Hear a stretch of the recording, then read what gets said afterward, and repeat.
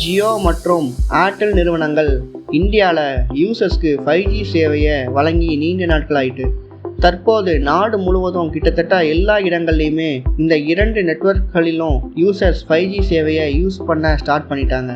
இருந்தாலும் பிஎஸ்என்எல் மற்றும் Vodafone idea அதாவது விஐ இன்னும் முழுமையாக இந்த திசையில் முன்னேறலை. இந்த நிலையில் ஒரு புதிய அறிக்கை ஒன்று ரிலீஸ் ஆகிருக்கு. அந்த அறிக்கை மூலமாக விஐ யூசர்ஸ்க்கும் இன்னும் கொஞ்ச நாளில் 5G சேவை வரப்போகிறது ஊர்ஜிதமாக தெரிய வந்திருக்கு. மும்பையில் 5G சோதனையை விஐ நிறுவனம் தொடங்கி உள்ளதா இணையத்தில் சில தகவல்கள் வெளியாகிட்டு இருக்கு. இந்த சோதனையின் போது தேர்ந்தெடுக்கப்பட்ட சில யூசர்ஸ்களுக்கு மட்டும் அன்லிமிட்டெட் டேட்டாவோடு சேர்த்த 5G சேவையை விஐ வழங்கிட்டு இருக்காங்க.